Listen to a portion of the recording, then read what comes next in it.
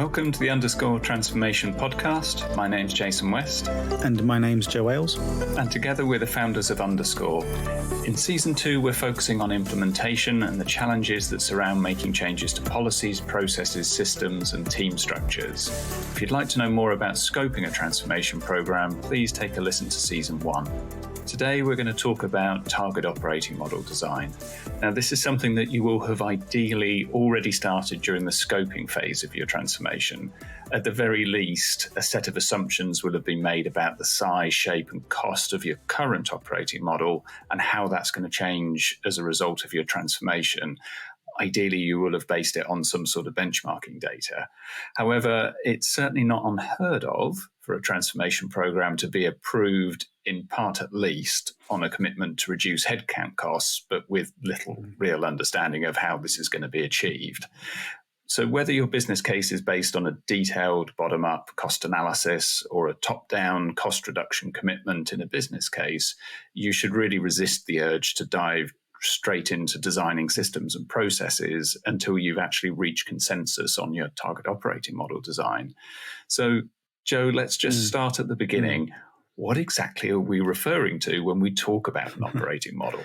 An operating model. Well, the first thing is there are perhaps as many definitions as there are people selling management consultancy services around operating model. True.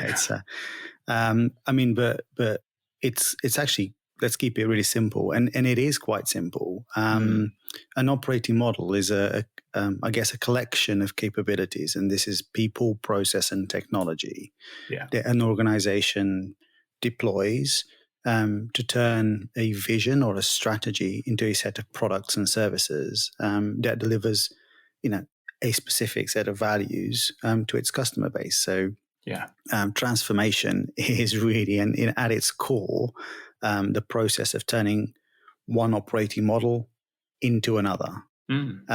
So your current operating model is your as is, and your desired future state, the to be, is the target operating model that you might people sort of hear and people refer to. Gotcha. It is really that simple. Absolutely. So perhaps some people out there are trying to sort of overcomplicate the concept of operating model, but that's what it is. Gotcha. And speaking of simple, much like the transformation process, target operating model design is a process, and it's a relatively simple one at that, isn't it? Well, if you follow the right steps. And it is a simple process, but you can get into an awful lot of trouble if you don't follow a sequence of steps. And at points, organizations or functions can sort of jump into drawing organization charts because there's a belief that, okay, if we change the organization, that's the transformation, that's changing the operating model. And really that is dangerous grounds to be in. So that's what not to do, that jumping straight into drawing org charts and putting names in boxes and thinking about organization design rather than operating model design. So what is the right way of approaching target operating model design? Effective target operating model design really starts with understanding your current state, how effective and how efficient your organization is today. And we've in previous podcasts we talked an awful lot about that already, especially in season 1, where you're building your case for change and you're building your transformation strategy, et cetera, et cetera. So you've really got to understand, to have answers to those key questions. So what does my customer think of my services I deliver, and how efficient are we at delivering those services today? And we talked about benchmarking, et cetera, in previous episodes. So then there's the piece around culture. What culture do we have in and around our organization, our function? What is our strategy today? What is our people capability today? And when we talk about people capability, we're talking about also systems, processes, and clearly structure has a role to play in it. How do people sort of interact within the organization, within that operating model. That is a component of a much larger set of activities, or components that needs to be sort of factored into when you're designing operating model. Yeah. So yeah, do not fall into the trap of going straight into organization chart design and putting names in boxes, because that is really not the right thing to do. Yeah. The other thing to consider is you're not doing this in isolation, right? It's not just about the function transforming or the business transforming. It has got to be a set of business requirements that are forcing you to change. And it might be, gaining further efficiencies. It might be that actually external factors are putting pressure on your organization to change. And we are in a period of COVID-19 now that undoubtedly will have a profound impact in organizations in months, years to come. So these external factors are putting pressure on organizations to change. So what are those driving factors? So you've got to spend time really understanding what's the business trying to achieve, what are the business requirements, and those need to feed into your target operating model design. Another really key point is what's the vision for the future? And we talked about this in previous episodes. Actually, I think we dedicated one episode to creating a vision and strategic objectives of the program, et cetera, et cetera. Yeah. So you've got to really have articulated that before you start implementing your new operating model. You really need to understand what is it that you're trying to achieve in the future. What are your strategic objectives that need to be delivered along the way of this transformation program? And what are the principles that will govern those design decisions that you'll make? You need to agree all of that up front before you start embarking on a design of a new operating model for your function stroke business. And ideally, you would have completed this as you scoped out the transformation. But if you haven't done this already, and you've secured budget and you're ready to get going, then please go back and do this. So go back, engage the business, understand their requirements, do some benchmarking, ideally, because it gives you a baseline to work from.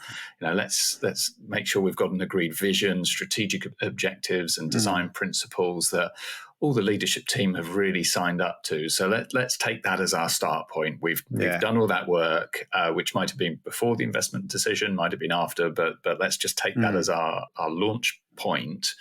What do we do next? So like we talked about earlier, it's a process, isn't it? I think it's if organizations follow this simple process, this simple methodology, they'll likely get it right. Yeah, it's a series of structured design workshops that facilitated by someone with a bit of experience in TOM design. They need to have that to just guide those individuals through the process to avoid jumping to org charts and putting some paragraphs and some bullet points against each of those boxes in an organization chart to describe what that role is for, because that is a very superficial design of an operating model, and if you don't go into the detail, you will have all sorts of ambiguity and confusion further down the line. So you start it's a series of structured design workshops. This is the way we facilitate these sessions. Typically, in a room, we'll have individuals, senior, members of the senior leadership team of the 2P function. Let's be honest, they're people that are going to be involved in designing that target state. You need to be very, very mindful of who you have in those design sessions. So it needs to be a selective bunch of individuals. We have a very, very objective view of designing the right operating model for the business, and not empire building, et cetera, et cetera, et cetera. So you've got to be very, very mindful of that. You've got to go in with a set of principles when you're making these set of design decisions from the outset. And if you're unsure of whether person A or B should be in the room, if you're really unsure, perhaps don't involve them at the very outset. So just that needs to be really carefully thought through. Yeah. I think the other point in terms of who should be involved here is you've got to get the process owners involved in this as soon as you possibly can. And you might not have them identified right up front, but if they aren't plugged into this, and we've seen it happen in certain other projects that we've sort of reviewed, where the target operating model design was kind of divorced from the rest of the program. Yes. And you had process owners doing really great work and designing, new solutions, new ways of working. But the target operating model design had no visibility of what they were doing, and they had no visibility of what the TOM workstream was doing. Yeah. It was just a mess in the end. Yeah, absolutely. I mean, in an ideal world, you do some of the TOM design before you start getting, technology configured. It's a real prerequisite that you do TOM design before you start doing process design on systems and technology. Because you're in danger of having to unwind an awful lot of it up, or more importantly, you're in danger of having the tail wag the dog, which is the technology starts to driving your target operating model design decisions, which is not the right thing to do in any case. So this is there's a series of workshops with a number of stakeholders, and if you've got the process owners identified, absolutely they are pivotal to designing their to-be state for the processes that they'll be accountable for. Mm-hmm. And then there's a series of sort of workshops with leaving it like a week or two in between each of those workshops as we design a set of activities, review them, socialize them, and we'll probably go into a little bit more detail on what those activities are. Yeah, it is like a little bit of a gated process. Let's not design everything all at once to then have it reviewed and having to redesign it again. It's you do a bit of design, you validate it, you sense check it. Okay, are we along the right path? Does this make sense for the business? Is this hitting our business requirements, our vision, et cetera, et cetera, et cetera? Yeah. And then you go into the next level, the next iteration of design, which is probably a little bit more detailed, and so on, until you come out at the other side with a clear set of almost sort of roles and responsibilities for that organization. And when talking about organization, it can be enterprise-wide, or it can be just for a particular function. And it's very much start from those kind of bigger building blocks, make sure everybody's agreed, they're the foundations that we're working from, get that signed off. Then the next level of granularity, and then you get finer and finer as you go through the different stages of the design process. So that's kind of structure. What about content? So as we look into these target operating model design workshops, let's talk about the first workshop. What typically would we include? The first workshop you'd look to identify what are the elements or the components that will make up your operating model. And what do we mean by that? So our operating model will contain a shared service or a business services organization. Mm-hmm. It will contain some local operations. It will contain maybe business partners or centers of expertise. So at a macro level, that's what our organization is going to consist of. Yeah. And then you start to describe, what are the attributes of each of these building blocks, of these components. For instance, shared services will be accountable, or business services will be accountable for quality of service delivered to customers and are responsible to driving process efficiencies. They don't necessarily own the process because the process owner may sit somewhere else, maybe in a center of expertise, for instance, but they're accountable for delivering those processes seamlessly and as efficiently as possible. So they will have a role to play in making the process more streamlined. So they can feed into the process owner and say, look, this process isn't streamlined. So that's their accountability is to execute those routine transactions in a routine way. Whilst the process owner is accountable for the center of, which may sit in a center of expertise, for instance, will be accountable for the effectiveness of that process. Is it delivering the value to the organization? Is it delivering customer satisfaction? Is it delivering, increased profitability? Whatever the process owner is accountable for.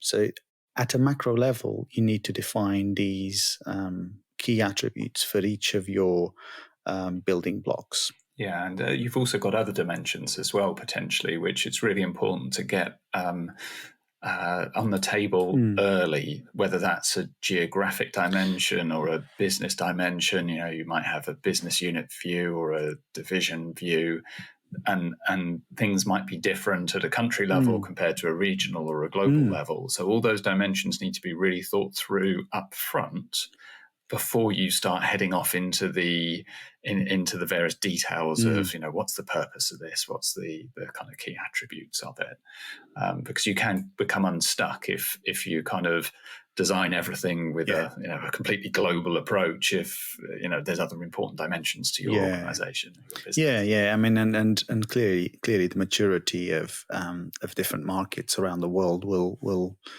to a certain degree drive your operating model design as well. It's and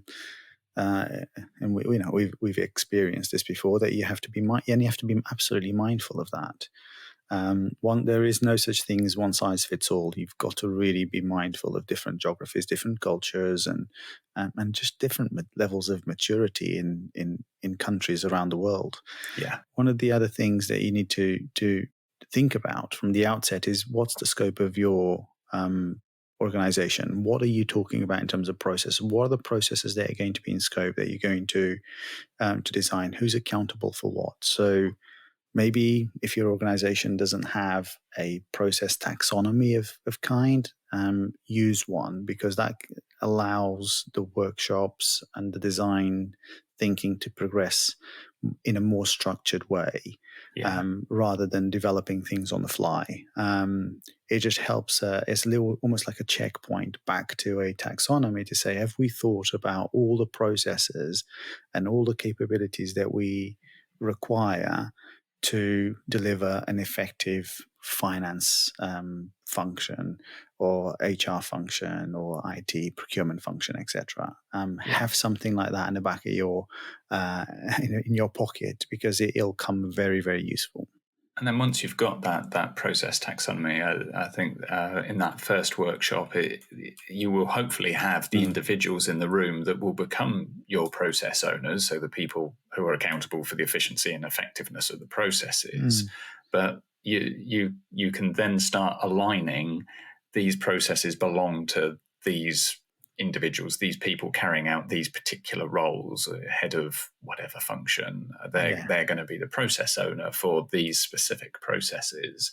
So you start creating the boundaries and those really clearly defined accountabilities, and make sure nothing's kind of falling between the gaps. Doing that as early as you can. And getting them, getting those named individuals in the frame for those particular processes is really really important to do that as early as you can. You're listening to the Transformation podcast. For more practical guidance on business transformation, you can download our free transformation checklist. Visit our website _group.com/insights. Which brings us on to sort of this concept of RACI, which I think many people listening to this will be familiar with. But one of the things we focus on, actually, when in designing operating model and aligning responsibility to some of these processes, is the R and the A. So we tend to sort of focus primarily on that, and being very clear about who is accountable. And obviously that can only be one role. In the rules of RACI, you can only have one person accountable, but a few people responsible. So be very clear where the accountability sits for that particular area, process or capability. Yeah. And where a lot of organizations stop, which is interesting, is they tend to categorize an A to a role, or an R to a role, and they stop there. And frankly, that's not enough. You've got to go to the next level of detail, which is, okay, what does it mean in layman's terms? what will the person physically be responsible for, or physically be accountable for? Let's really be prescriptive, and go to the next level of detail and actually start putting, this responsibility means X, Y, and Z, so that when you then later down the line somebody raises their arm and go, okay, what have you thought about X, Y, and Z? And you think, yes, I have. That sits over here for these reasons, and clearly you can iterate it and you can adjust it. But don't stop at just categorizing areas of responsibility with R's and but that's not what we're doing at this stage, though, is it? It's really important that happens, but that doesn't happen here, because if you try and jump into that now, it's too early in the process. So you will have stepped over a number of important steps. So the first thing that you've got to do is get that matrix together that has your processes on one axis and your various operating model components on the other, so that your integrated program teams, your centers of expertise, whatever those components are, and then populate that RACI at the very simple RACI, those letters, and getting that kind of into a structure, which then you can start making sense of by drawing things in simple terms. Absolutely, but the point is, it doesn't. A lot of transformations think that that's enough, and I think that it stops there. It absolutely doesn't, because it's only of certain use that, and actually sense checking that RACI matrix by drawing out the interactions, sheets of paper. Okay, if we take a focus on our shared service, what are all the different interactions they're going to have with these different groups? How do we see that working? And just looking at that picture and just saying, does this actually make sense? And how what we've written in a Excel table, when we draw it out, does this actually make sense? Yeah, and it's more important actually for the whole sort of customer experience. What's that customer journey going to look like if the a particular process takes somebody from 3 or 4 or 5 different touch points as well? You've got to just think about that. So if the shared service has 3 or 4 different levels of interaction with different functions, and at the end you've got a customer that has to sort of go through a whole bunch of loops, it's important to bear that in mind as well. So developing an interaction model is really, really key. And that, again, it's your first iteration of design. That may well change, but you've got to have that almost that ambition of what's my to be interaction model going to look like? How are my customers going to deal with? And the customers can be internal customers, external customers. How are my customers going to deal with this function? Are they coming straight through to a shared service, or are they going through a local representative first and then going to a shared service? It might be a crazy point, but we've seen organization design like that, where the shared service is really just a back office operation rather than a front office operation, i.e. dealing with directly with its customer base. So it's important to have that interaction model designed up front. And again, it can be iterated throughout as you get more clarity in your roles and responsibilities, et cetera, et cetera. And as you evolve your RACI further, at that point, it might become clear that actually, do you know what, we've not designed enough into shared service. We might need to put more into shared service, stroke business services, that we've not been brave enough with how much activity we put into a business services organization. At the fear of sort of relinquishing responsibility from the line and from those on, from business partners or centers of expertise, whatever. So an interaction model really helps you shape, this is our to-be organization, and it helps you just keep that sort of framework in mind as you design your RACI. And I think a really good point to end this first workshop is where you've kind of got people diving down into the detail of RACI, and then up a bit looking at the interactions on how various different parts of the model are going to operate, is to try and bring it together at the end and create a unified operating model on a page diagram that really shows how work's going to flow through the organization at a high level and how value is going to get delivered to customers. What you would typically end up with is a number of different versions of this, because you typically have breakout sessions and people will work on it.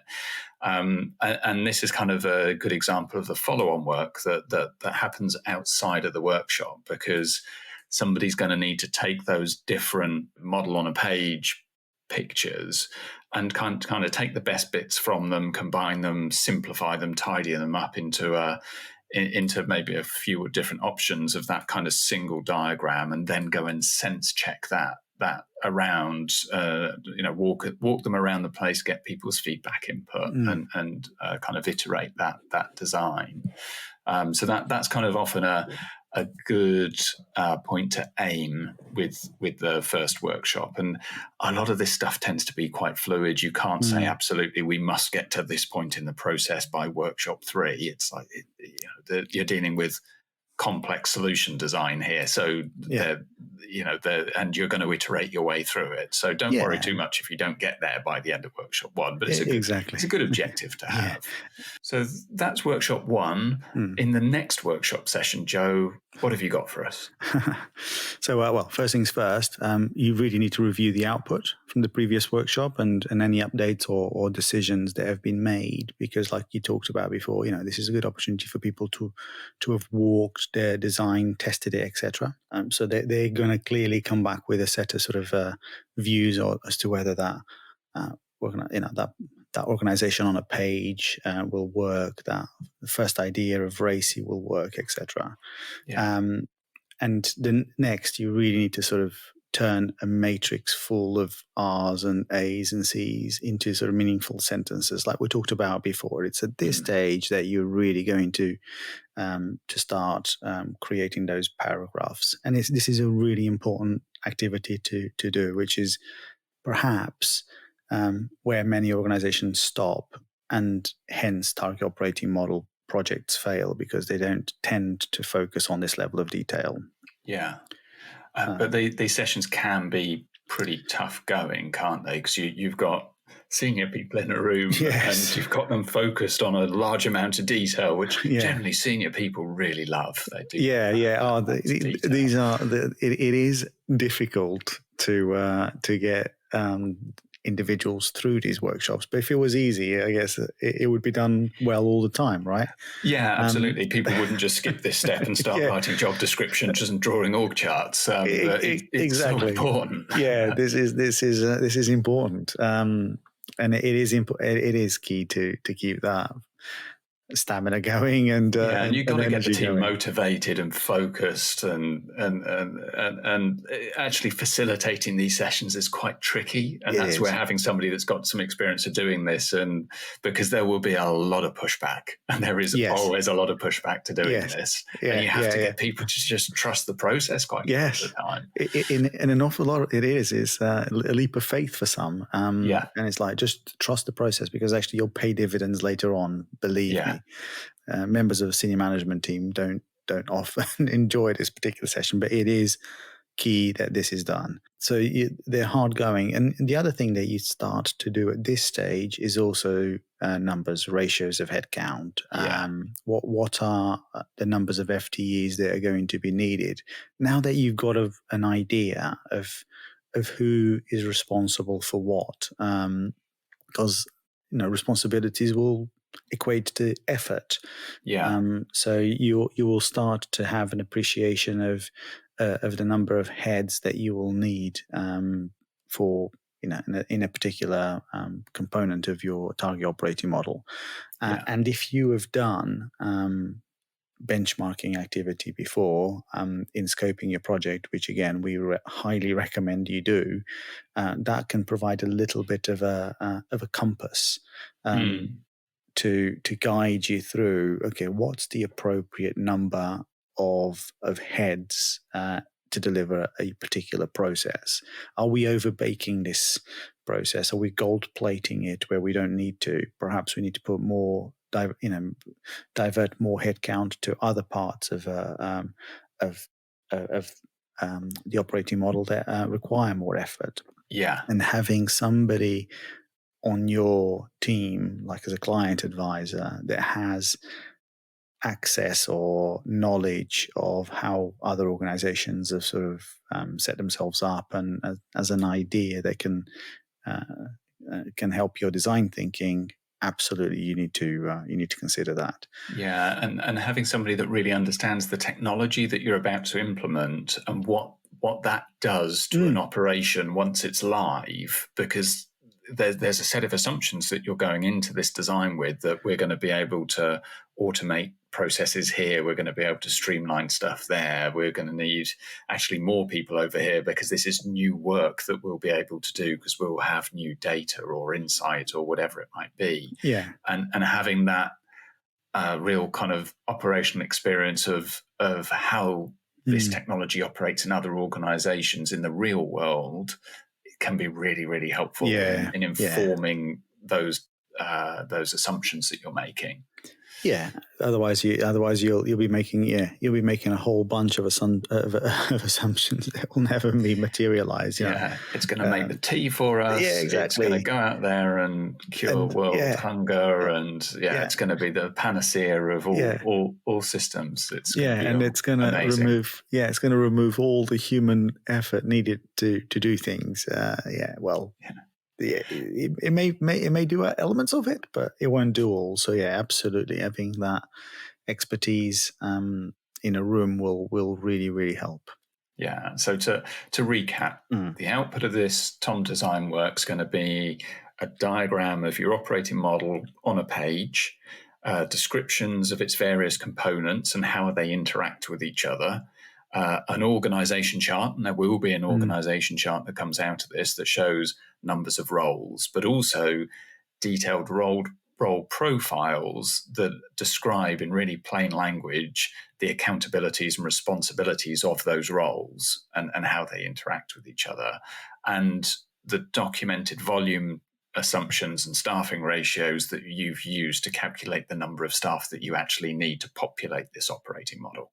And this is what we describe as your target operating model prototype 0. Yeah. And it's an absolute prerequisite for any detailed systems and process design. So this is the work that needs to be done prior to getting a system integrator into the room. Yeah. And we've seen too many design teams that go into these system design workshops without having these fundamental building blocks in place. And the result's either confusion in the room about, who should initiate, who's going to review this, who's going to approve it, who's responsible for transacting these various system processes. And that just causes delays. Or you get process owners who just start unconsciously trying to build today's processes into new systems. Delays is one element, but you also can end up with decisions just being kind of punted down the road, just kick the can down the road. It's too difficult to figure it out here.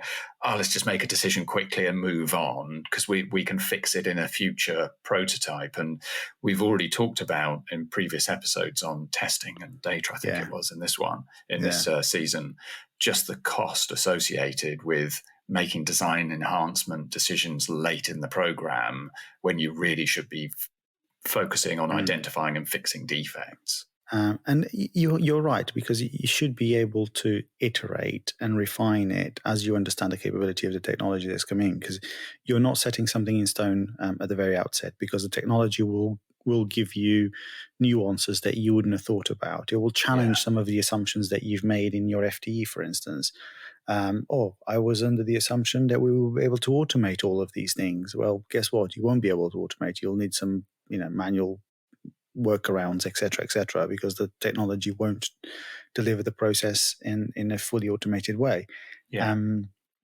So that is going to challenge your assumptions. You're going to have to go back, maybe adjust some levels of FTE, maybe adjust roles and responsibilities as it becomes clearer and clearer about how the technology will drive some of your processes. So this is not to say that your target operating model is design is set in stone, like we talked about. It's not. It's far from it.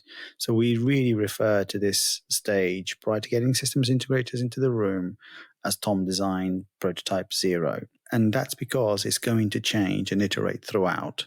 And there'll probably be maybe 1-2 iterations of design. So you develop your prototype 1, your prototype 2, and then once you've get to the end of your systems configuration, your Tom will be absolutely aligned to that. And then it's just a case of implementing both the target operating model and the technology at the same time, which for some individuals might be a frightening prospect, but it's the right thing to do because you've designed a set of business processes in your technology that adhere to these, future target operating model design decisions that you've made. So you're naturally going to implement the two at the same time. And I think when you get business unit or country design teams really starting to work together, that they often end up finding commonality and opportunities to align, to take best practice, to streamline. So there's one element that comes from, well, the technology can do this new stuff that we hadn't considered, or it can't do these things that we thought it could. So that's going to adjust our operating model. But just the fact of getting people in a room together that don't normally work together and sharing good and best practice, you'll actually find that potentially your staffing ratios are going to adjust because of that, just that kind of sharing of knowledge. So there's going to be different forces acting on this operating model. And that's why it's really important to put the work in up front, design it, but don't be precious about it. Allow flexibility to iterate as you go through, because one of the real benefits of taking this iterative approach, it provides early reassurance or sometimes early warning about the viability of your new organization and your new ways of working. And frankly, finding out that your target operating model is based on a flawed assumption, it's never a good day, because often that means having to go and have a conversation with the sponsor about the viability of your business case. But if you discover it early enough during the build phase, you can course correct and you can update your operating model design, or you've got time to find a solution. But ultimately, it might actually impact the payback period of your program or the amount of benefits that you can deliver. But it's a much easier fix than discovering your process automation assumptions were unrealistic, say 3 months after go live, and after you've made 90% of your local operational staff redundant. That can be a really bad time to find out that you weren't quite right on your assumptions. Before you get to think about your go live, you really need to have worked with your HR function, your HR colleagues, to map out, the company and functional competencies of the roles, and then go through the whole restructuring process. It's not something to take lightly. This is not something you're going to do in the dark room somewhere. You're going to have cooperation of those individuals that are experienced in delivering restructuring exercises. Again, if the design's been done thoroughly and everything's been well thought through, you've got really good rationale for why you're making the decisions to your organization structure, your operating model that people will understand. You'll make the whole restructuring process a damn sight easier too, because you will be challenged by individuals that are doing the doing on the ground. They will be asking you difficult questions about, okay, have you thought about this bit of responsibility that I have? And because you've mapped it in your race in detail, yes, you will have answers to those questions. At this stage of the process, this is where you will see all of that hard work pay dividends, because you'll see it come to fruition and you go, okay, I now understand why Joe and Jason have made me sit through these complex workshops, detailed workshops, because when it comes to facing the whites of people's eyes and giving them answers to their questions, and they'll have, good operational questions, you will have thought those through way back when. Yeah, and as you're working through that what often ends up being a restructure, you've really thought through those key performance indicators for the roles. So when you come to do your impact assessment, that's going to quantify who's affected, who's not affected, how are they affected, potentially the what could well be a restructure and a reduction of roles in certain areas. It's based on really well defined and really thought through design decisions, very deliberate decisions, rather than it being a bit of a box exercise. Exactly. And just kind of moving numbers around on a spreadsheet. But that kind of HR implementation plan also needs to take into account local country legislation, trades unions, works councils, all that side of things. You've got to really work this stuff through with your HR colleagues, because this is the stuff that can really get you unstuck if you make any missteps here. So getting them heavily involved as early as possible in your thinking around your changes to operating model design, really, really important. But not all transformations will equate to restructure.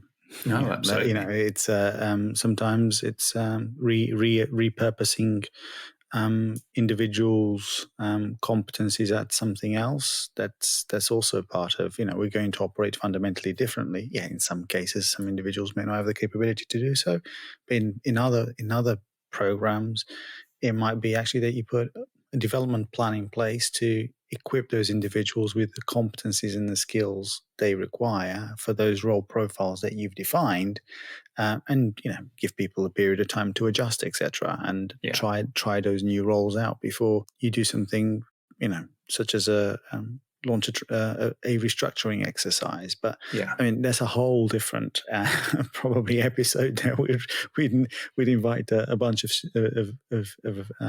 HR employee relations professionals onto. But your point is important, though. This is HR, and the people function will need to be plugged into any form of operating model design implementation. I guess.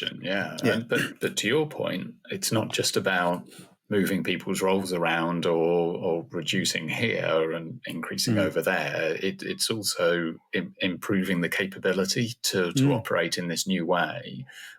Therefore, involving the HR function to look at things like your development program that you'll put around this thing. And that's something that so often gets missed. Everyone focuses on the technology because that's the bright, shiny stuff. People worry about process and policies, but how are people going to operate in this new bright, shiny new building with its new systems and processes? Well, perhaps we should do some training and some development and maybe some coaching and things like that. And frankly, that's the bit that often gets completely overlooked. So involve HR early and make sure you've got budget to upskill your people and support them through the change. I was really, please do that if please to actually making this work operationally. So the final point to consider in this build checklist is the decision around when to implement changes to your operating model. So Joe, when is the best time to make these changes? Yeah, good one. A good question, Jason. As with many things in transformation, there isn't a right or wrong answer. No, there is a one-size-fits-all approach. So, in a global transformation, for instance, some geographies might take a little bit longer to implement the target operating model within than others, and also you will have made a set of design decisions within your technology that will require certain roles to execute those particular processes. So those roles will require to be live. So when you go live with your technology, at the same time, you will need to have those components of your target operating model that are incorporated within those process design decisions that you've made within your technology. That has to be stood up and available for day one. Otherwise, your technology fundamentally won't work. There are other components, for instance, that might be implemented over time. So something like we're going to set up a shared service center in Manila. Yes, that could wait. for some other time. You might go before the go live of technology, you might go after it, you might choose to do it in line, but that's kind of a separate decision, isn't it? It is, yeah. As long as you will have a set of, as long as you can allocate the individuals that are due to perform those shared services activities in your business processes, as long as you can assign those tasks, I guess, to individuals within geographies, within countries, within business units, then your processes are going to work. Yeah. That's the key. If you're not ready to implement the target operating model on day one, the minute you turn the technology on, who is going to fulfill those roles that you've designed within your technology until such point as your TOM is implemented? So that's the transition period, I guess. I mean, in an ideal world, you'd go live with it all at once, but it's not easy, right? It's the target operating model implementation affects individuals, affects people personally. So it's something that organizations will be naturally mindful of, and rightly so. Yeah. And it's actually something we're going to cover in a lot more detail in our next checklist on transition.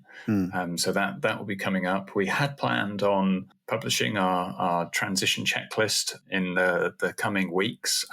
However, given that events have slightly overtaken us with the coronavirus pandemic, we thought that actually it probably makes more sense to pull forward something that we were going to do anyway, but really focus on crisis management and recovery.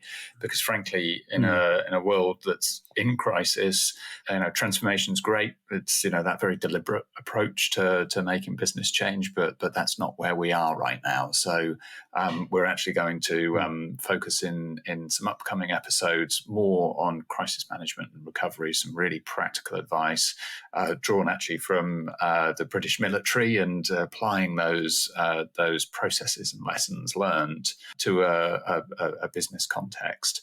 And our colleague Lucy Finney will be joining us to talk to us about that in a bit more detail. Before we get to that, we're going to complete this 10-point checklist on the build phase with a final episode on governance and control. But thank you very much for listening this week, and we look forward to talking to you next week. Thanks for listening. We really appreciate your support. So this episode focused on 1 of 10 critical success factors in the build phase of transformation. If you'd like to be at the front of the queue for next week's episode, please hit the subscribe button, and don't forget to like the show if you found it useful. If you have any questions or opinions you'd like to share, please contact us, so Joe Ailes or Jason West on LinkedIn, or via our website _group.com.